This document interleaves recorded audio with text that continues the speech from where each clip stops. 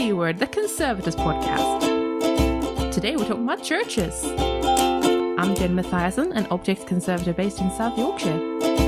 I'm Chloe Rumsey, an objects conservator based in Greater Manchester.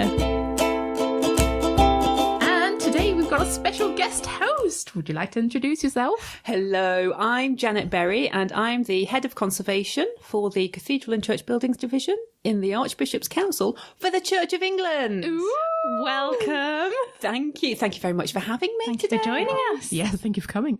That's no problem. Oh, we're bribing you with fish and chips. I know, I'm looking forward to that. Excellent. So are we. And good cups of tea. Oh, yes. Good cups of tea. Should we do some news first? Let's do some news. So the government has recently announced that they're going to be funding £1.8 million for a pilot scheme to build a sustainable future for listed places of worship. How topical is that? I know, right? Yeah. My final piece of news is an international one. It's a call for papers for the 14th International Symposium on Wood and Furniture Conservation, which is being held in Amsterdam on the 23rd and 24th of November this year. And the deadline for submissions for that one is the 8th of May. Ooh. So get writing, yeah. wooden furniture peeps, because there's lots of fun to be had in Amsterdam. And there's lots of wooden furniture in churches. Yes. So please, Yes. put in your papers. Yeah, do it. Today, the topic is churches and all the things you find inside them, and I'm quite enthused. I'm enthused because I'm a church nerd, which sounds... I did not know that Which about is you. It's just very odd because people who may know me know that I'm, at best agnostic, sometimes a bit on the pagan side, but it's like Swedish. yes. Very liberal in my religious views. So they're sometimes a bit astonished that I'm really into churches and church architecture and the stuff that you find in them. But honestly, it's how I got started in conservation, which is a strange little tale. Gosh, that's fantastic. Yeah. So my first experience of real conservation was I kindly asked a regional museum where I lived in Sweden. I'd heard of conservation and I'd like to study it, but I was having a gap year in between school and university. So I kind of asked any opportunity at all to do some conservation, like anything. And they went, well, we're going to the East Coast in a bit and we're going to sit in a medieval church for a bit and clean some things. Do you want to come along? So I spent a couple of days in a church cleaning coats of arms that were hanging in the church, straight there on the pews, and we were crouched around them cleaning them, and people came up to us and asked us about it, and it was wonderful. So that was my first experience, my first little traineeship, and then I went off to university. It's cool. That sounds fantastic, and that's wonderful conservation in situ of working objects in churches. It's amazing. Yeah, that's brilliant. Yeah, so that was my first experience, like proper hands-on experience of conservation. That is amazing, because I think I always forget. I think I'm probably, once again, the person in the group that knows the least about a topic that we're discussing on the podcast. And I think I haven't had much experience with conservation of churches and in churches. And I think I forget that it also includes everything that's in them because of the environmental conditions within them and how that shapes the attitudes and the conservation approaches. Yeah, because they are often active objects and things that are used and seen and sometimes touched a lot, and it's crazy beautiful. They're living, breathing buildings with working objects. Our clocks tell the time, we ring our bells, we use our altar frontals, we use our church plate, we sit on our pews, we baptize people in our fonts. So yes, it's all in use, in active use. And the stained glass is actually performing a function to keep out water and wind in the buildings, as well whilst also being beautiful. Whilst also being beautiful and telling Bible stories. So there's all of that's in our church buildings. So they're active, they're in use, they're alive, and we want to keep them alive. So that you're absolutely right that then works through what the conservation options are for it, because we're not museums. We don't put things in display cases, very rarely put things in display cases, because they're in use and they're being used by the people who use the church. So, but as you say, the environment inside them is designed for the people as well as the objects. So that does relate to what you can do in the conservation of them. I wanted to start, first of all, by giving a big thank you. First of all, for inviting me. And secondly, when I was invited to come along to this podcast, the Church of England has a number of conservation committees. So it has 6 conservation committees and 1 fabric repairs committee. So we've got 54 experts who are all volunteers who give their time to us to provide advice to our 15,700 churches and 42 cathedrals. And when I found out that I was going to be speaking to you today, I contacted our conservation committee members and asked them, if you were on this podcast, what's the information that you would like other conservators to know about? So I would like to give a big thank you to all our committee members who sent information back, because they have provided all of the information that I'm going to be talking about today. They've provided some really wonderful advice on working in churches. And one of the big things that came out of this is this idea that our objects are actually, they're not individual objects on their own. They have to be seen in that round. You have to look at the bigger picture of what's happening to the object. And so you have to, if you have, say, a painting and it's starting to flake, then you could undertake conservation work of it, you could consolidate it. But the bigger picture is, why is it flaking? What's happening to it? So one of the things that we're very keen on is that conservators address the underlying causes of deterioration of objects. And one of the things that I really like, that I find, is that with the objects, I like to think of them as the canary in the cage. I don't know if you know that concept. Yes. Yeah. So it's the concept where we've got these amazing buildings. Many of them have survived hundreds of years. And the objects inside them are actually going to be the most environmentally sensitive materials in those buildings. And so quite often when I go on site visits and we see an object and the object is deteriorating, and when you start to look at why that object is deteriorating, you can pick up on other things that are happening in the building.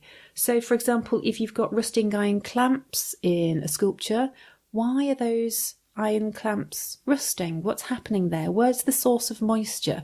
And so you can start to pick up on bigger buildings issues that need to be addressed before you can actually do conservation of the object. It's a bit like your objects act as your environmental monitoring system. They do. Yeah. Yes, because we don't necessarily have environmental monitoring systems in all of our buildings. We've got quite a lot of them. So yes, they are acting as that monitor. Yeah. So that you can see what's happening in your building. So one thing that we're very keen on is that conservators who are working in churches are looking at that bigger picture. We don't expect conservators to be the people who are solving those problems, because our conservators aren't necessarily architects, they're not surveyors, but they may be able to highlight what's happening to say, well, this is a sign that there's damp. Yeah. So where's that damp coming from? Yeah, so you can help flag up the potential problems. It's that bigger picture. Yeah. Accredited conservators have a role to play alongside accredited architects, accredited surveyors, archaeologists. And so we have a role to play there. So the conservators should be part of those discussions that are being had, also with the information that the parish can provide, where they say, oh, well, we always see that drain pipe dripping. Yeah. So you can build up a really good picture if you're working together with the parish. Yeah. And so the conservators really need to be part of those conversations. So it's a lot of collaboration. It's a lot of collaboration. Yes, definitely. Yeah. And that brought up another point that so many of the conservation committee members brought forward, which is communication and interaction with the clients and with the other professionals, and understanding the expectations of the client. Now, this is something that I'm sure all conservators have to deal with. Yeah. But it can be more ways. straightforward in some cases than in others. You know, I would imagine if it's someone who owns a painting and hangs in their home, you know, it's very straightforward, kind of like this is the client that you're dealing with and this is the stakeholder. As for as soon as you're going out for more of a community project, then you've got loads of stakeholders, loads of ideas, loads of uses. So things can be very, very kind of two-dimensional in how you have to approach them, and things can be, you know, five-dimensional, you know, where it's just very like much living communities. Isn't it? Yes, absolutely. In that way. Yes. Something that's actively used. Yes, it is. And sometimes you can get a parish will come to a conservator to say, well, we'd like this doing. And once the conservator's undertaken a condition report, they may find that actually that's not the thing that needs to be done. Mm-hmm. So then it's a question of managing those expectations, but looking at, well, why does something different possibly need to be done with it? So there's all those things about managing expectations. It's also quite an interesting one in terms of the process that you have to go through in order to get work done. I don't know if you know anything about, if I said faculty, whether it means anything. I get an idea instantly, and it's all very official, and it's stern. And loads and loads of paperwork. I don't know why. It's a stern piece of paper. Yes. It's basically the Church of England has ecclesiastical exemption from the secular planning system. So we run our own planning system, but it's an equivalent of the secular planning system. And for historic interiors, so if there are any changes that are going to be made to an object that's of special architectural, archaeological, art historical, aesthetic merit, then permission has to be applied for. Now, why this is important for conservators as contractors is that before you start any work, if you're doing any treatment, you need to make sure that permission is in place for you to do that work. And does that include objects that are within churches and the property of the church? Yes. Right. Yes. So it's the historic interiors. It's also the fabric of the building and also in churchyards. Oh. So, for example, if there are listed monuments, table tombs, there may be other monuments, then there will be regulations that apply to those. So it's really important that you see the document. Ah, yes. I never even considered this. I'm writing it down for my own purposes. I'm just making a note. Yes, I'm just going to that's a put a very little good point. star next to that. Yes, it's really important that the term that we use for that permission is faculty. So you need to see the faculty. But essentially, you need to know that you've got permission. And it's really important that you see the document. Rather than trust someone that, of course, we have permission. Yes. We talked to the bishop's son on Sunday. He said it was fine. You know, you can't. Yes, it's really important that you see the documentation. Yeah. So that you know that you have permission to undertake the works. Yeah. Yeah. Because the whole faculty process can be, you said stern, rigorous. Yeah, rigorous is another word for it. And it can take a long time as well. So you need to have patience with the system because it can actually take a long time. First of all, the parish in the first place may have thought that they needed work to a sculpture, to a monument. And then they find out that actually the monument's deteriorating because they have a damp problem. They may have a problem with their guttering or their roofing. And therefore what initially was a bit of work to a sculpture it's now roof work and sculpture. Yes, exactly. It might be roof work. It might need, they may need drainage undertaking. So suddenly it's turned into something a little slightly bigger. And then they will need to obtain faculty for any of the works that need to be undertaken. And then they have to fundraise for the project. I was going to say, does that are there processes in place that apply for the faculty at the same time as applying for the funding and that sort of process? Or is it all very... It's very dependent on the parish and the diocese and the funding body. There are some dioceses where there is a charge applied to applying for faculty. Therefore, some parishes will only want to... faculties last for a certain period. Once you've got it, you only have a certain number of years. in which you can do that work. So some parishes will want to fundraise before they actually apply for faculty. Whereas in other places, they actually want to know that they've got permission in place and that the work that they're doing, the work that they're proposing to be done, is appropriate, so that they've had all their permissions, it's gone through all of the processes, and therefore they know that when they're applying for funding, that's what they're going to do. Yeah. So it all depends on where you are in the country. And it will depend. Some parishes will have the funds available already. Some will have to do a lot of fundraising for it. So it all depends. It's all, there is no It's a case by case way. basis. It is a case by case basis. But what's really helpful is if conservators who are working in churches keep an ear to the ground in terms of what funding might be available. So, for example, our organisation, I work for the Cathedral and Church Buildings Division. We're also known as Church Care. And we have a website that is churchcare.co.uk. But we're just about to move to the main Church of England website. So we'll become, I think it's churchofengland.org/churchcare. But if you type in Church Care, you'll find us. And we have grants available for conservation of historic interiors and churchyards. And we're very grateful to all of our funders providing that. So we've got funding from, I have to say, we have funding from the Pilgrim Trust, from the Radcliffe Trust, from the Worshipful Company of Goldsmiths. And for our fabric repairs, the Wolfson Foundation fund our programme of fabric repairs grants. So, but we have funding available. Crucially, we also have funding available for the conservation reports and for those initial investigations that need to be undertaken. I was going to say, valuable. Yeah, yes, because I immediately started worrying, like, well, how do you get a poor conservator to do an assessment? So we're really, really pleased that the Pilgrim Trust has recognised That's good. the That's issues brilliant. that we have, and so we have a certain amount of money every year that we can put towards those conservation reports. Yeah. So knowing about those, looking up those grants on Church Care website, we also have on our website, we have a page of other grants that are available, because there are other places that fund various things.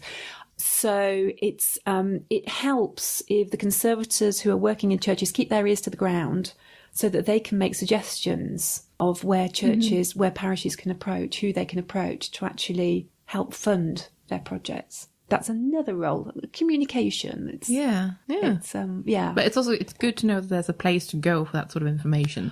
Yes. Because I feel like I would be very much at a loss to know where to start looking if someone approached me and went, where do I? Ones and HLF, that's all I know. Yeah, no, exactly, right? So that's very helpful. That's brilliant. Yes, Good HLF resource. is good too.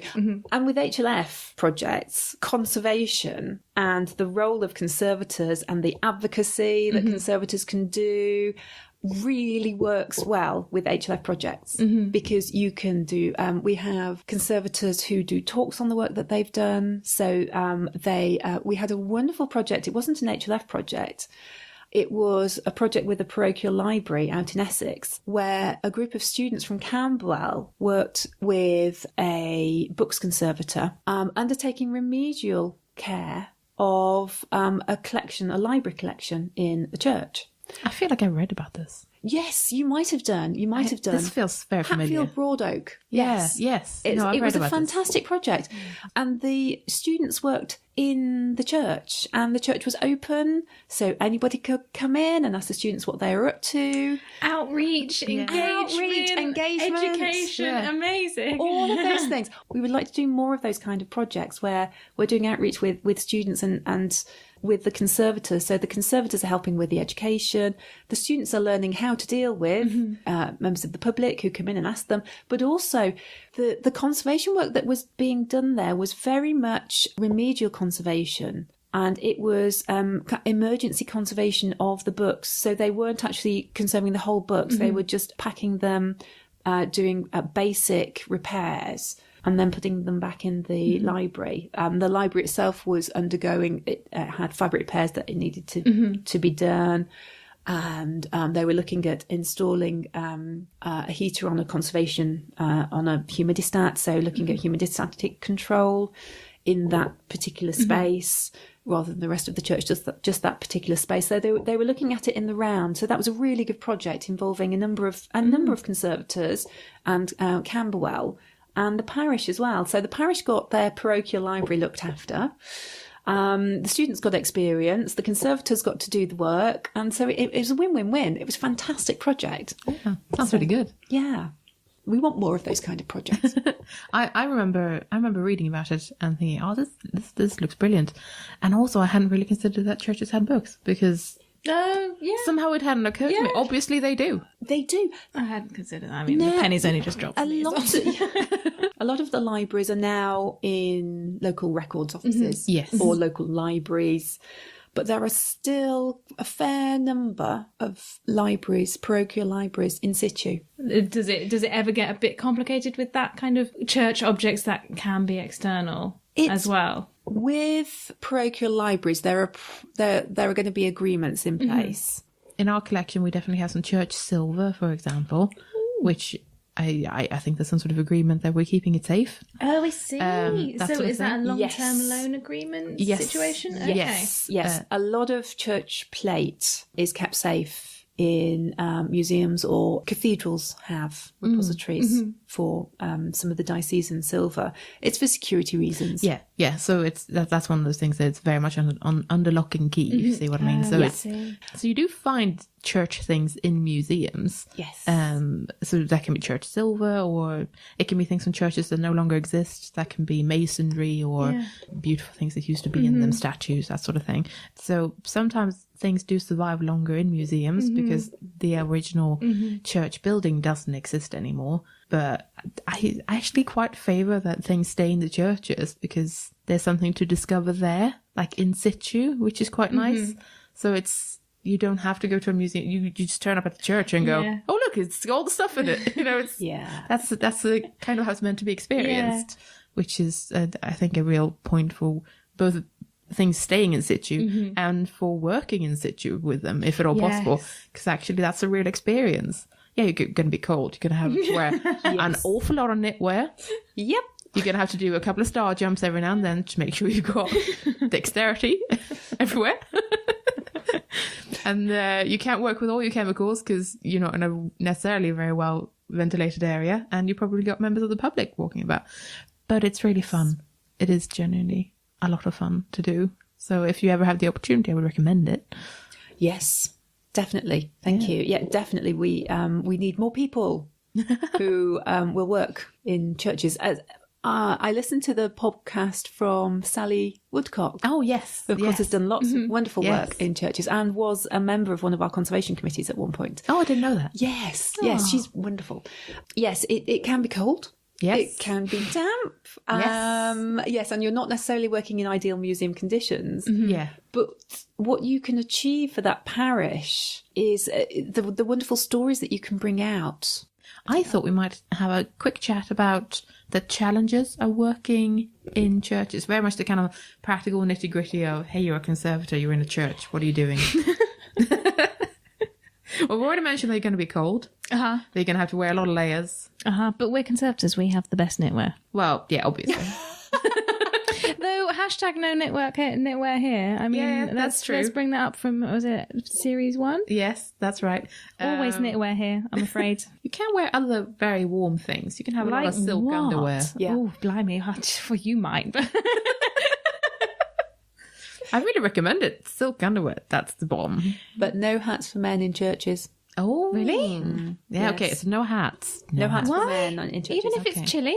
You're not allowed to wear a hat. I didn't know that. But this does not apply to women. No. Okay, female conservatives, don a hat. I think my number one pet peeve with working in medieval churches, by the way, aside from that one-off conservation experience, I did a bit of church archaeology later in my life as part of my studies, because my first degree was in kind of building conservation and looking after monuments and archaeology. Oh, what a mix.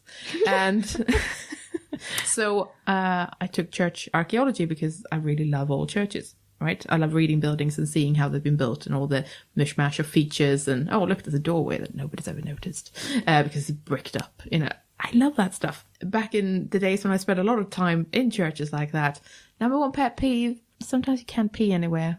I know that's not PC to say, but depending on what kind of facilities this particular church has, I mean, if you're in the middle of a field, it's very rural, very remote, it's never had any like modernization done to it, there is nowhere to pee. And this is generally a problem.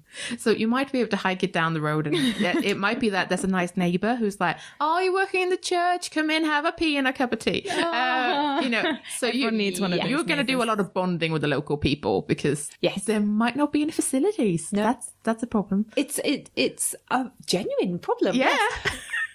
And it's something to take into account. It is when plan when you're planning your budget. Also travel, accommodation. Oh, yeah. Where are you going to stay? Yeah. How long is it going to take you to get there? Yeah. How are you going to get food in the middle of the field? How are you going to get food? You're going to have to plan some packed lunches. Yes. All of those things need to be taken into consideration. Yes. So there is a lot of logistical planning involved, and you're going to need to figure out how to wee. Because if you're a man, you can presumably just go out and do your thing, right? But we condone that. I can't do that. So. It's a genuine thing, and it's something. It comes back to communication and talking to the parish. Yeah, about how do you recommend that we go about this? Yes, what are their expectations about what you're going to be doing? Do they expect you to be there for 8 hours without a toilet or any facilities? Yeah. My experience of going on site visits is that the parishes are amazing, and we get to places and there will be tea and coffee provided. Even if there are no tea and coffee facilities there, they will bring hot flasks. They'll bring flasks of hot coffee for us. Yeah. And it's just absolutely lovely. And we've had one. I had one situation a couple of weeks ago where there were no toilets. It was a church in the middle of a field. Where you had to go down a muddy path to get to. So we all had boots and Wellingtons on. But the parish, there was a little community centre that was about 5-10 minutes walk away that the parish had booked for the day so that we could go to the loo. And they provided lunch for us because also they knew that there was nowhere for lunch. Oh, that's so nice. And it was just amazing. And you realise that they can be the pet peeves, but also they're the perks of the job. Yes, that's true. Because you're working with these amazing people who are genuinely grateful that you're helping them. Yes, that's true. And so they will provide things that you don't expect. What's also important in the planning stage when you're if you're doing a condition survey or condition report, conservation report, is each parish has what's known as a terrier. And the terrier, so if the parish asks you, do you want to see my terrier? They're not asking you to see a dog, don't worry. It is it's their book, it's their inventory. Ah, I see. Of everything that they have. So it's an inventory of the land, the building, but also all the contents. Clearly very valuable to see, actually. Very valuable to see it. But also they should keep a logbook of everything that happens to the building and to the church. So if you're looking at an object, then you will want to see the logbook to see if anything's happened to it. Because it may note down if there's any damage that's happened. You know, if, oh dear, you know, that fell against that font and it knocked a chip in it in 1996. So you can find out the history. Yeah. Oh, wow. Each church also, every 5 years, has a survey, a building survey, which is known as the quinquennial inspection report. So also asked to see that because that might have in it the building defects that may be causing the damp. Oh, they may be highlighted. Yeah. So you need to know about that. So there's all of that information which involves talking to the parish to ask them for all this paperwork, which is helpful to your job to find out more about the object. Yeah. There's also the Church of England Record Centre is a central repository for information that the Church Buildings Council and before that the Council for the Care of Churches used to keep on churches. the staff there are incredibly helpful. And so you can go and see the parish records at the Church of England Record Centre. They're based in Bermondsey in London, but they're going to be moving to Lambeth Palace in a couple of years' time when we get our new library at Lambeth Palace. It'll be amazing.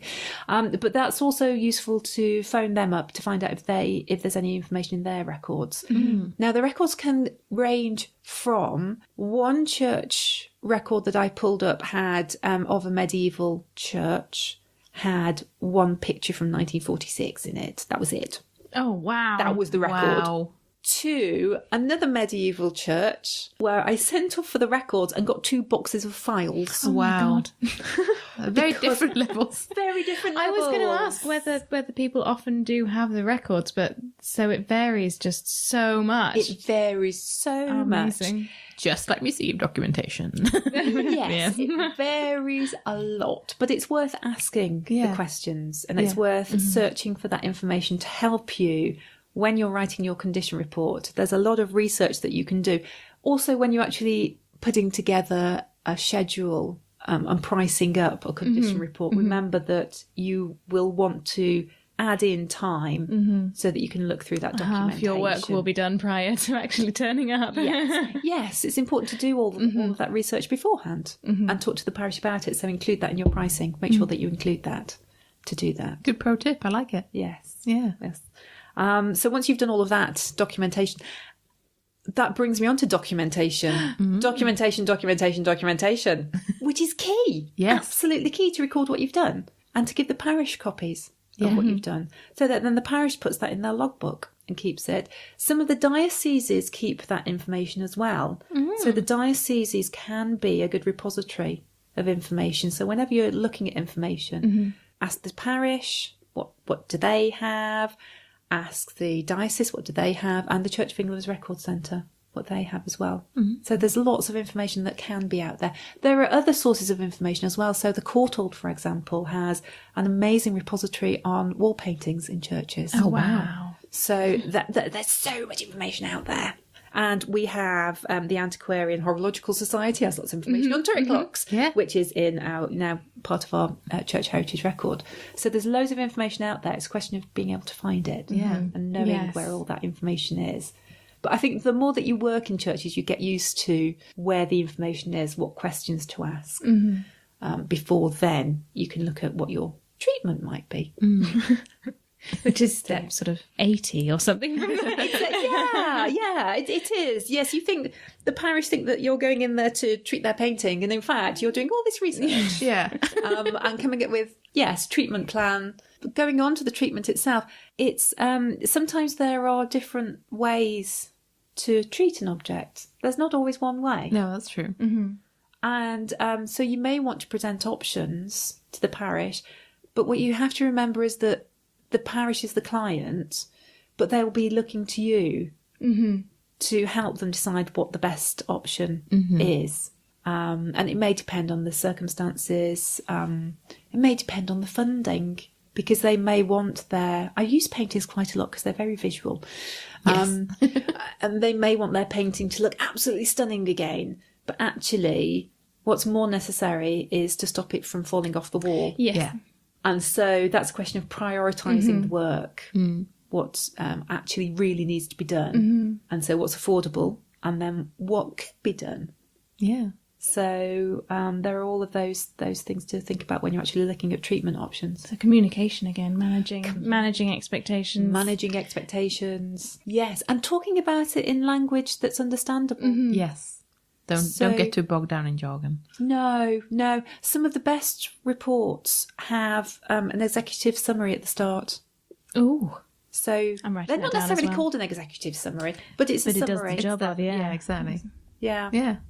And they're very clearly laid out to say, this is the object, this is the underlying cause of these are the symptoms, these are the effects, this is what we're seeing. Yeah. These are the potential causes. These are the recommendations.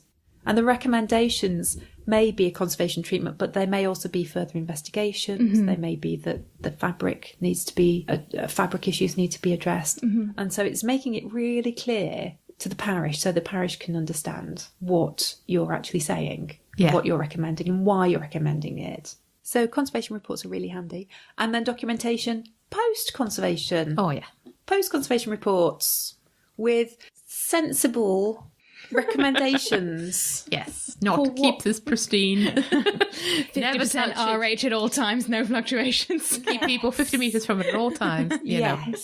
Yes. It's having those sensible things such as if it needs a light dusting, then what to dust it with. Mm-hmm. Yeah.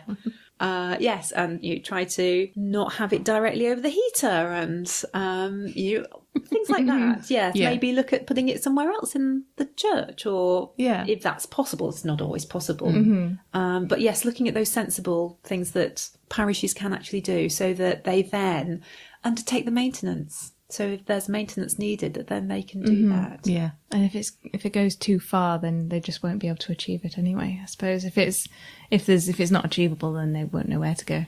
No, exactly. Speaking of challenges, something that's quite challenging in a church setting can be the presence of bats. And actually, Christina Rosaic did an interview for us with James Hales, and we're going to listen to that now. So my name's James Hales and I work at the Institute of Archaeology, UCL, so part of University College London, and I am a senior teaching fellow in conservation. And a few years ago you did a PhD about bats in churches, which is what I wanted to talk to you about today. Well, so the issue, my PhD research was related to a potential conservation issue or a conservation conflict. And so, as some of you may be aware, there is a potential conflict between the idea of bats in churches and bats increasingly needing to use historic churches to maintain a foothold in their ecological environments and the associated problems that go with having historic buildings and churches that have large bat populations. But then on top of that, there's a bigger and broad issue, which is to do with the impact of bats within churches. And not as much of it is always about the damage from a conservator's perspective as you might think. Okay, so what is it about? What is it about? Well, I mean, churches are unique buildings, and I think one of the things that's a problem is for lots of historic churches, they've got all sorts of pressures that fall upon them now. And one of those major pressures comes from the care and maintenance of a historic building. And not only is it a historic building, but it's a historic building that is largely having to be looked after by a volunteer workforce. Now, lots of the churches that are affected by bats tend to be in a rural environment. And so that's compounded by the issues relating to the pressure on those churches to do with dwindling congregations, and perhaps the church isn't being used as much as it could be. And so having bats potentially for a church congregation becomes a cost. And it becomes a cost to a society or a community surrounding that church that doesn't really have any resources. So they're already financially stretched because there's not a lot of money. They're stretched for time and energy because looking after an aging building and doing all the other ministerial and church work that you have to do is a big time pressure. And then if you end up with something like a bat presence on top, not only does it start to impact on your missional objectives, so it's less desirable for people to come and get married in your church, for example, or it increases your workload because you've got lots of extra cleaning and tidying up to do. Yeah. So it's like a double cost. And also, in addition, aspects of maintenance for your building, aspects of grant application, general sort of building work, you get an extra cost because you now can't do that work without potentially having to get a number of surveys done from an environmental consultant or having to get local bat workers in to help you do that work. That's a good thing from the perspective of bat conservation. But what it can do is it further loads up, it further burdens these sort of very small group of sort of doughty volunteers that are effectively trying to keep the plates spinning. And that's where the real pressure is. So for some churches, having a large bat population in your church can be a tipping point between your church being viable and non-viable. And that's not because the bats have made it unviable. It's more because there are lots of rural churches that are already teetering on that of are they going to be a regular place that's regularly used for worship? And that's really so the whole issue gets sort of all squashed together. As from a conservator's perspective, the more stakeholders you have, the more opinions you have, the more people place value in different areas. And so actually the whole question of bats in churches isn't as much about bats in churches. It's as much to do with people and churches and people's relationship between them and their church, and whether they view that as a building for mission, a spiritual place, a heritage structure, or a little bit of everything. It gets tricky.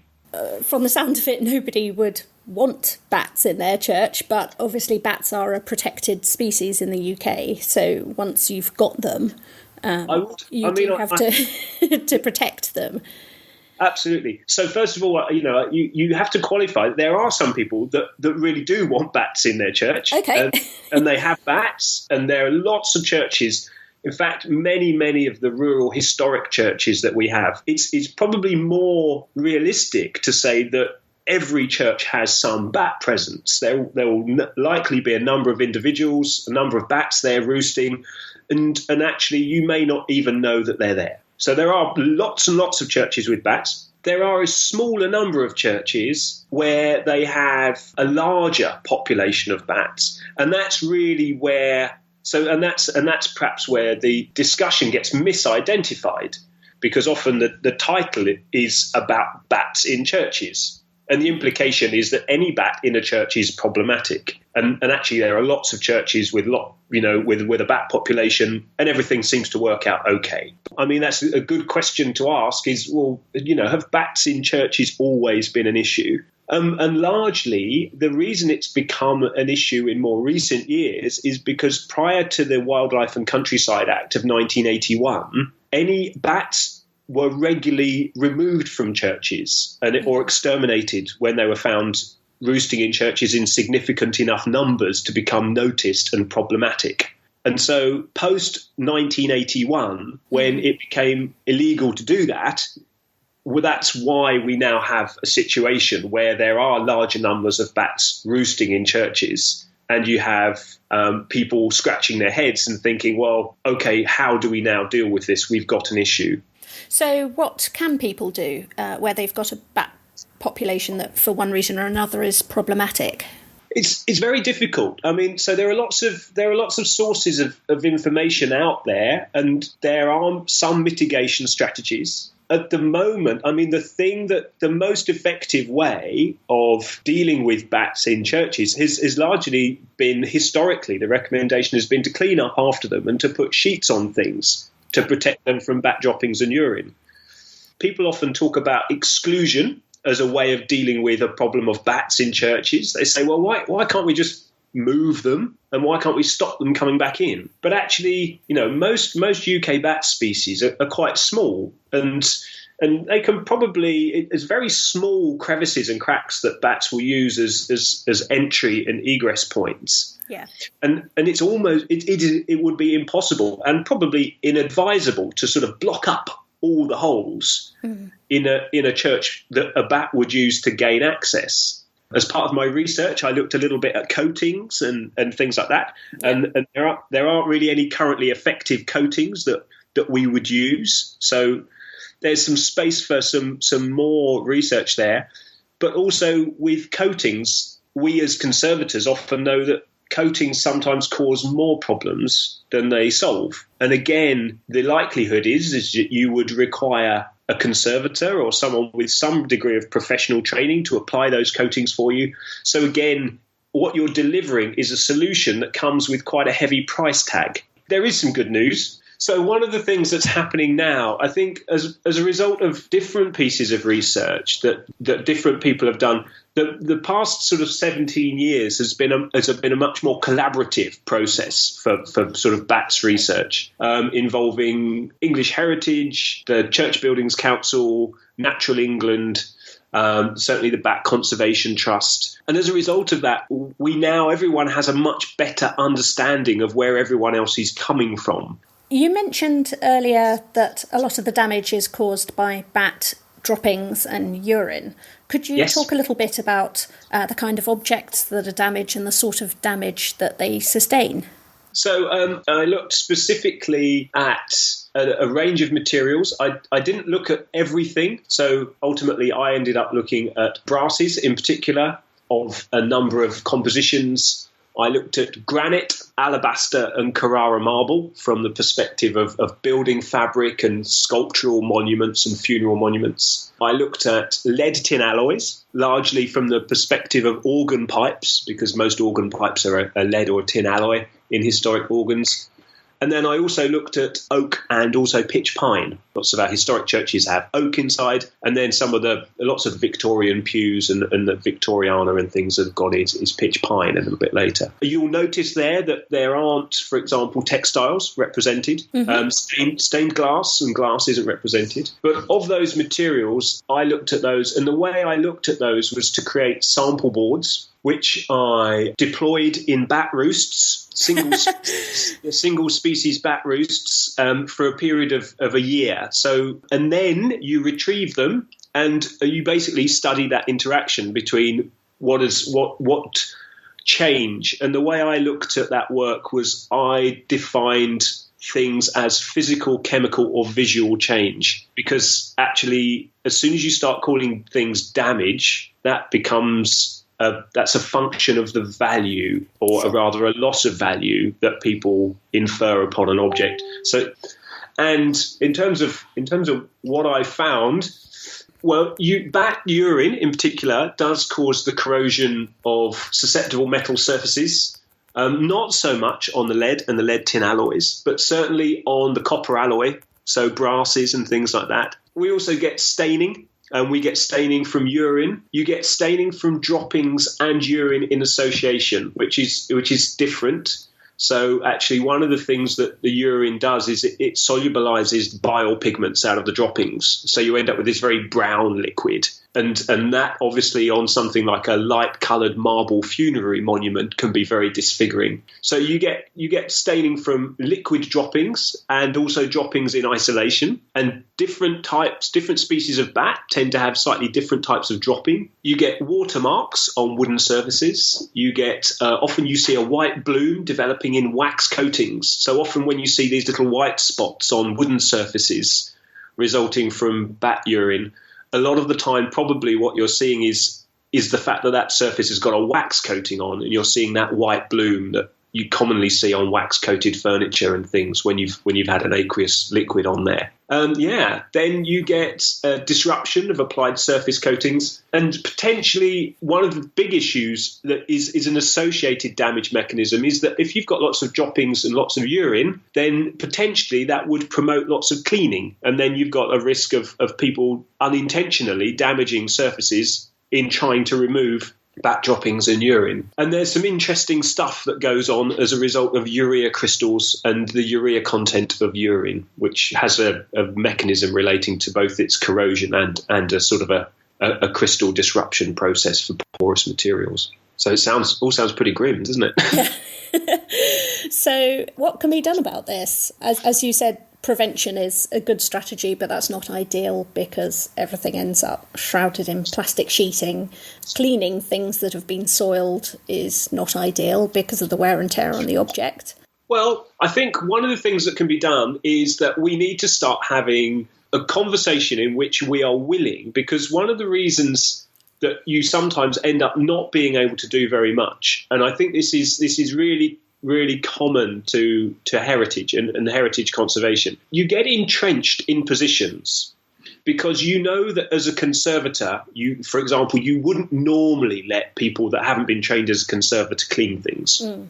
So immediately there's a whole sort of raft of activities that you go, well, we wouldn't do that because we don't do that. If you look after a historic building and you're a planning consultant and you're used to dealing with listed building consent, there's a whole raft of things that you just don't do because, well, it's a listed building. We don't do that. And to some degree, with a church, there are also things that you just don't do because it's a church.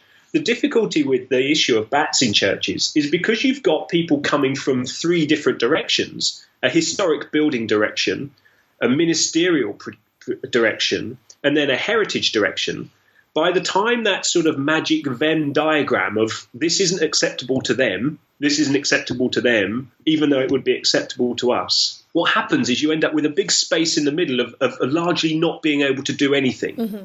And so what we need to do is we need to, with a better understanding of the problem, both from a material sense, an ecological sense, and a social sense, we need to sort of explode that way of working and say we need to think about different ways of working that relate to this specific context of churches. And we need to think about doing things differently and more radically, both with our historic buildings and potentially asking some tricky questions, because there are some churches that bats are causing a big problem, but maybe that's not the fundamental problem that church is facing. And we have a lot of heritage in the UK, and it costs a lot of money to look after it all properly. And so we need to ask some questions about whether we can afford to do that and how we do that.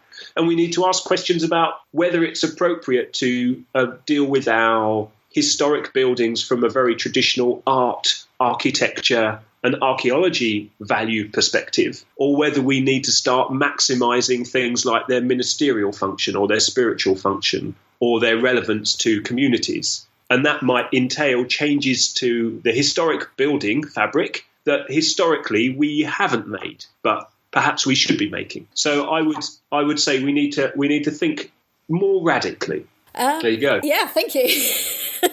There's a challenge. Well, James Hales, thank you very much for talking to the C Word. You're very welcome. I hadn't realised that it would be so gross and visceral.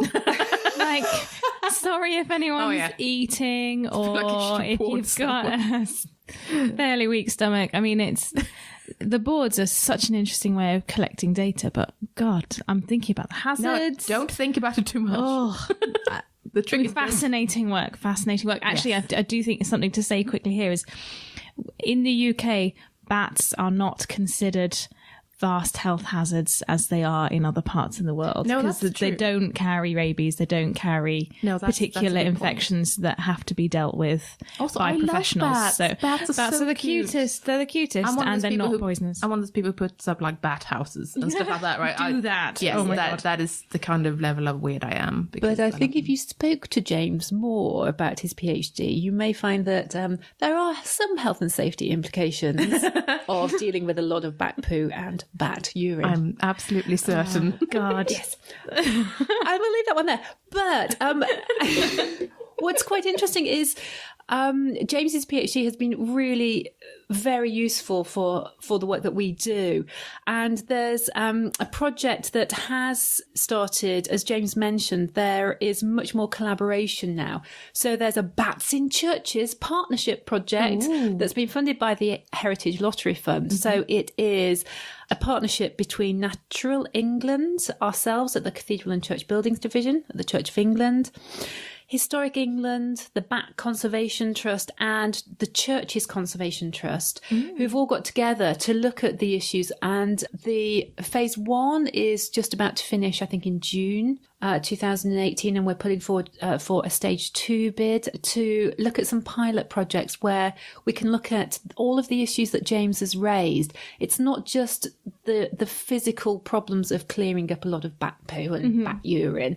It's those wider issues of how that affects the parishes, how that affects their ability to think about the problem, and also how much of a problem it actually is for the heritage itself. Because it can be a perceived problem, whereas the effect on the heritage might actually be quite small, but for the church, for the parish itself, for the parishioners who have to clear it up, it's a big problem. So it's all of those social issues around what do you actually do about your bats? What can you do about your bats? Can you live with them? Are there ways that you can live with them? So that's a project that's ongoing at the moment. So that's a very exciting project. And we're very grateful to James for the work that he's been doing. And it does raise all those bigger issues about conservation and mission, because this is something that we discuss quite a lot in our division. Our division is the Cathedral and Church Buildings Division, and our role is to provide advice to our churches and cathedrals on my role is conservation of their historic interiors, but also their churchyard structures. But we provide advice on changes that churches with an historic building may want to make to their buildings, such as putting in toilets, putting in refreshment facilities. And how do you actually do that in a way that's sympathetic? How do you build an extension to an historic church that's actually going to be sympathetic to the building and also the surrounding area? And how do you build that community engagement in the churches? And so what we're keen on is not conservation or mission, but actually conservation for mission. What I'm really interested in, and I've spoken with James and Dean Sully at UCL about this, is how we can work out the philosophies behind conservation of our historic interiors that help mission. And a lot of that relates to the histories and the stories that our objects contain. Our churches, some of them are 1,000 years old, but they contain all of this history and all of these personal stories. So we tend to think about, when we're talking about churches, we tend to concentrate on, say, the monumental aspects of them. And because they're the things that we see. But there was an interesting project in Cambridgeshire, which was an archaeological project that was looking at graffiti. Oh, I love things like this. Yes. Graffiti on buildings. Graffiti on buildings. Fantastically interesting. And there was a particular church, Kingston All Saints and St Andrew in Cambridgeshire, where the archaeologists discovered lots of graffiti that came from the times of plague. Oh my God. There was a wall that had dates and names scribed on them because there was a particular period when the church was used as the school. And so it had lots of children in there, and the children would scribe their names on the walls and write on the walls. But there was a particular story that could be told about one particular family where you could see the names of these children, and then you trace them in the burial records because they were affected by the illness that was going around in that period. And so it was a really sad story that this graffiti was telling. So the conservation of that graffiti is really important for the story of that community. So our conservation can unlock these stories and these histories, and also help to engage parishioners now and the communities now with what they have within the church now, and how they can use that now. Speaking of graffiti, I just thought I'd throw this in quickly. We have a little place here in Rotherham called Chapel on the Bridge. It's one of very few chapels, indeed, on a bridge. In the country. I think there are 3 or 4, I was told when I went in there. Yes. It's a lovely, very small building, and it has a crypt downstairs. The crypt was briefly used as a jail, which means that That's not terrifying at all. Oh, I know. But anyway, they've got the original doors that went with the jail, and it's covered in names of the people who sat in the cells, who just carved in their names. It is beautiful, and they are well attested in records that they were really there. They really were in for something, and it's just this extraordinary little time capsule of, oh my God, the doors are here, and they've got all these names on them. I love graffiti. Graffiti's great. Right, so next up, we've actually got another interview. I think I'd describe this as like the joy of working with buildings, but just listen to it and enjoy. This is with Rachel Morley, who at the time of recording worked for Churches Conservation Trust and was a trustee of SPAB, which is the Society for the Protection of Ancient Buildings. But since our interview, she's also been made director of the Friends of Friendless Churches as well. Congratulations, Rachel. Congratulations, Rachel. So yeah, we're just going to listen to that now.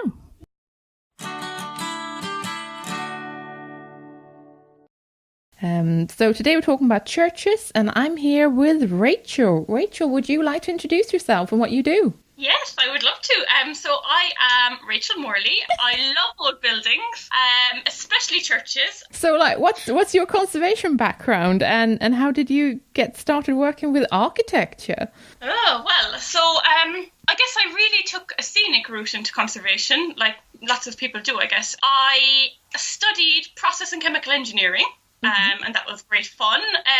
But halfway through, when I was specialising in pharmaceutical engineering, I did a 6-month work placement in a pharmaceutical plant, and I just kind of felt like there were so many other things that I loved. I loved science, but I loved art, and I loved architecture and history, and I kind of thought if I stayed kind of in that career path, all of those interests, I would never kind of get to explore them. So I came over to England and I did a month's work experience in Shropshire, working as an assistant historic building surveyor. And from that moment on, I was sold. So I finished my degree, and then I went on and I did a postgrad in building conservation and repair. And I came back to Shropshire and I spent some time working again with that historic building surveyor, which was fantastic. And then my dreams came true when I won an Icon internship to specialise in stone and plaster conservation. You know, it was just fantastic. So I spent 12 months working with Hearst Conservation in Lincolnshire, and then very kindly Hearst offered me a full-time job afterwards. So another dream came true. And I guess, yeah, from there I just got to kind of work everywhere, all across the UK and abroad, like working on everything kind of from, you know, the Palace of Westminster to, you know, 19th century hotels in Paris, and, you know, kind of to little kind of vernacular cottages and churches. And then I became a guardian of the Society for the Protection of Ancient Buildings. And most recently, I've been made a trustee. So that's kind of very exciting. So hey, congratulations. Yeah, thank you very much. I'm delighted. Wow, that's quite a journey. I love it. So how did you end up working in ecclesiastical environments? Again, it was really quite organic, really, I suppose. I was working with Hearst Conservation in Lincolnshire, and I had worked on lots of churches with them. And then I started writing a column for a local kind of magazine on hidden architectural heritage and things like that. So kind of in getting to write that, I started really exploring where I lived, and I kind of found the most amazing places within, like, you know, a 30-minute drive of where I lived like that. So I started writing about churches more and more. And then, as I said, I was a guardian with the SPAB, and I became a judge for their John Betjeman Award, which celebrates excellence in church conservation and repair. And so again, I got to go out and see fantastic repair projects firsthand. And then I really kind of just started to visit more churches, kind of read about them, research them, and I was just absolutely blown away by this kind of this amazing buildings and artifacts that were like right on everybody's doorstep. And kind of talking to the people in the churches, I kind of came face to face and understood the challenges that, you know, churches and communities face to look after these buildings. And then at that point, kind of very happily, I guess, a job was advertised at the Churches Conservation Trust, and off I went. So the Churches Conservation Trust, they basically kind of rescue, repair and regenerate churches that are closed for worship, so churches that don't really have kind of people using them anymore, and all their buildings are listed, and it's and some are scheduled ancient monuments, so kind of the real kind of cream of the crop of church buildings. So that's what I've been kind of doing for the last few years now. God, that's fantastic. I love it. So working in these sorts of environments, what's the biggest challenge? I guess kind of from a really kind of practical point of view, I think really funding is the biggest challenge, actually. And from both sides of the coin, I think, you know, the Church of England has 16,000 churches, and they care for about half of all the Grade 1 listed buildings in England, and that's a huge responsibility for these, you know, ever dwindling kind of congregations to maintain and look after these buildings. And I guess lots of them may be unable to kind of do regular maintenance or kind of understand the types of repairs that are needed. So I guess kind of funding in that way, and of course, you know, heritage crime, all the lead thefts and all these types of things, and the Heritage Lottery Fund has kind of cancelled its kind of dedicated stream of grants, and equally the Roof Repair Fund has been cancelled. So you know, these are real kind of challenges. But then I guess on the other side of the coin, if places have too much money, then they kind of want to change around the buildings too much, and they want to kind of put in underfloor heating and take out all the pews and do all these kind of fashionable things. And of course, churches have to adapt and evolve, but it's kind of about doing so kind of respectfully tastefully and sensitively, I guess. Yeah, money is what it kind of all boils down to in many ways, I guess. Funding is so vital to make any of these things happen, and that's the tricky bit. And that's true for all of conservation, of course, that we need people to realize that it's worth spending money on us.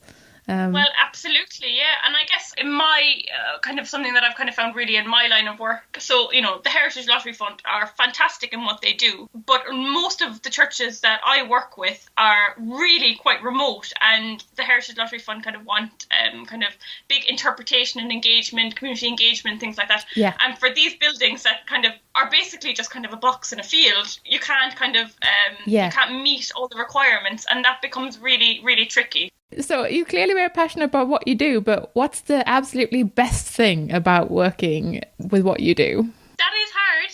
I guess there are three things that come together as one thing, I suppose. Kind of building archaeology and kind of, you know, being a bit of a detective and seeing how things kind of go together. And I guess, you know, these places architecturally and archaeologically kind of understanding all of that. But also kind of, I love how, you know, there are these little things that have stood kind of, they're ancient buildings kind of in a very alien world now. And, you know, the conditions inside have changed dramatically over kind of centuries, but also externally. So kind of in terms of the community, but obviously like environmental changes and all of these types of things, and how everything is kind of affecting this little building that has just stood there for a long, long time. And I guess then on top of that, it probably sounds really cheesy, but I just love going into these places, and if you kind of go in with a kind of a being sensitive to your surroundings, you can really, and you think about, like, you know, like we were talking about wall paintings, you know, these are places where people poured their faith out, where they celebrated, where they sang, where they cried, where they worked, where they worshipped, and you just kind of feel a huge kind of surge of being part of something much bigger than, you know, the present, I guess, you know. It's kind of like a time crash where everything kind of comes together. And you can, you can see kind of, you know, the centuries of the faith and the walls and the worn floors. And then I suppose kind of finally, and this all does kind of come to a point, you know, these churches have some of the most incredible art and architecture in the country. And it's like the most amazing dispersed museum you could ever hope for. You know, most of the artifacts could easily be in the V&A, but they're not. They're kind of sitting in a field, like, you know, in kind of Suffolk or something like that.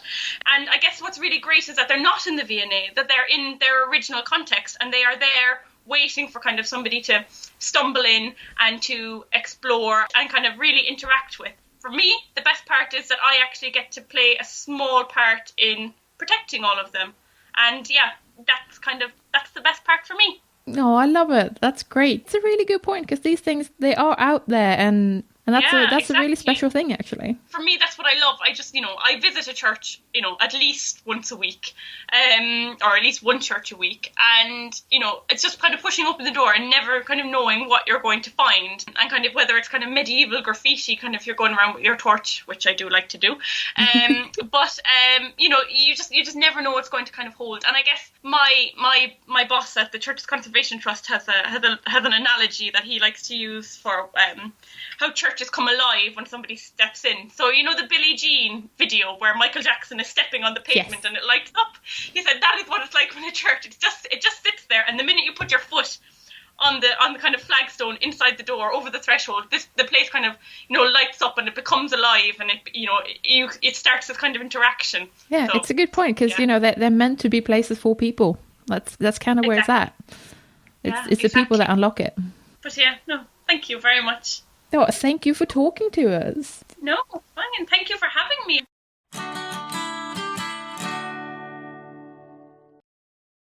Easily the happiest interview ever. I love that interview.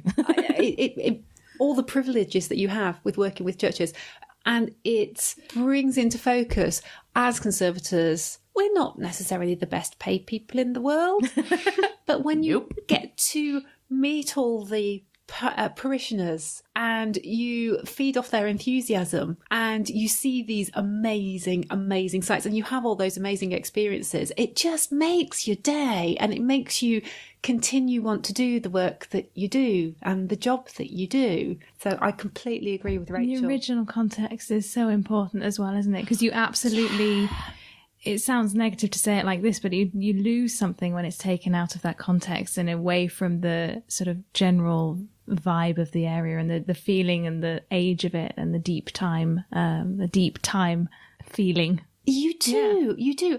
I love going round churches. Obviously, not every church visit can happen in sunlight because that's the nature of our job.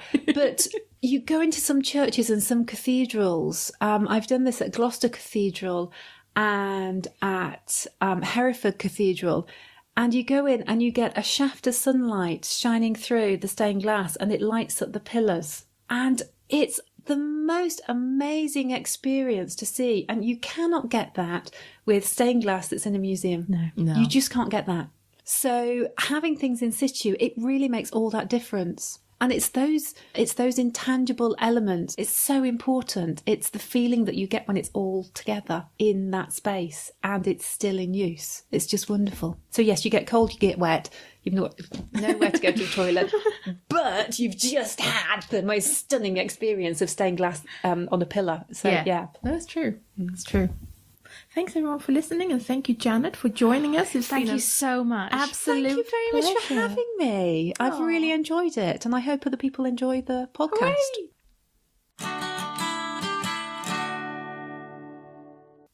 And that was on comments, questions, and corrections. We've actually had a conservator in Germany, Eva, write in and tell us a little bit about working in churches. She writes, I'm a polychromy conservator in northern Germany, and I work mostly in churches on sculptures and altars. In the church where I work at the moment, a musician rehearsed very beautiful music for a concert and some weddings for the last 2 days. He played the piano, and one day a singer with an opera voice, I have no idea what that's called in musical terms, and a flutist with a cross flute were also there. I love having the possibility of getting to listen to live concerts during work. Sometimes someone plays the organ in churches, sometimes someone sings just to test the acoustics. Really another reason to love my job. She also wrote, I've been working in a church for a few weeks that was frequented a lot by tourists during the summer holidays. We were 2 conservators working on the Baroque pulpit, painted and gilded with nice sculptures on it. And as soon as we finished the upper levels and didn't use scaffolding anymore, people approached us about our work and asked us questions. Some days it felt like Groundhog Day, and I would have liked a sign with all the answers to the most common questions and remarks. Like, are you gilding this? Are you putting on new paint? What exactly are you doing? How long does the conservation take? Most churches I've worked in were closed to the public during conservation works because there had been a lot more work going on beforehand, such as painting the walls, laying new floors, renewing the electricity, working on the building structure, new roofs. And conservation work really was just the last thing carried out. So those building sites were normally closed to the public until all the works are finished, and then there is a grand reopening. This normally leads to a stressful schedule for conservators, who are the last people on site and get the most time problems when stonemasons or painters or electricians didn't finish on time. But I love working in churches. I like the buildings, the feeling of the room, the quietness, the possibility to see more of the country. I really love my work. Greetings from Germany, Eva. Thank you so much for sharing, Eva. That was wonderful. Eva actually wrote this to us last year, but I've been holding on to this little gem because I knew we were doing this episode, basically. So thank you so much for sharing. And if you have any stories about working in churches and the work that you do there, then, please get in touch. We'd love to hear from you. As always, we welcome any questions, comments, or corrections that you have. We love hearing from you.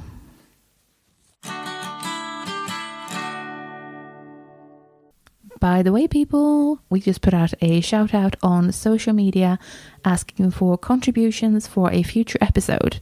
Now, there's not a lot of time for you to get your stuff in order and record this and send it to us, so the deadline is short. Sorry about that. We'd like to hear from conservators all over the world, wherever you work, and we'd like you to answer a couple of questions for us.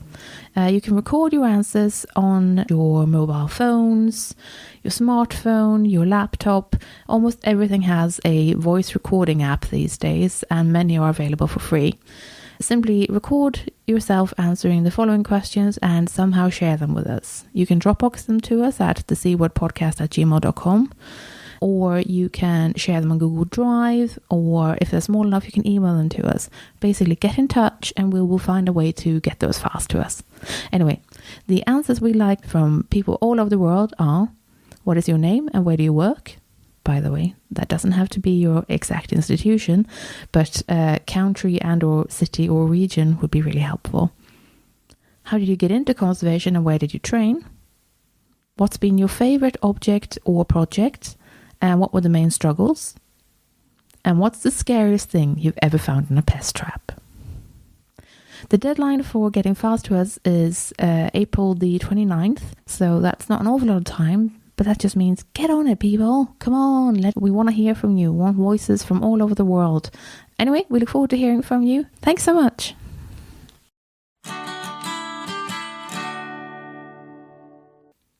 Patreon shout out. Welcome to our latest patrons, Victoria and Alejandra. Thank you so much for supporting our work on Patreon. We really appreciate it and we couldn't keep going without you guys. So thank you so much. If you'd like to support us on Patreon, you can go to patreon.com/thecword.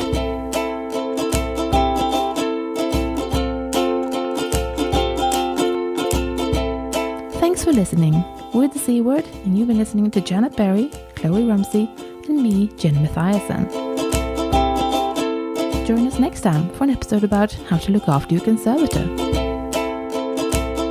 In the meantime, check out our website at thecword.show, tweet us at The C Word Podcast, or simply email us on thecwordpodcast@gmail.com. The intro and outro music is Spring by Didi Music, used under a Creative Commons Attribution License. Additional music and sound effects by Callum Robertson. This has been a Wooden Dice production.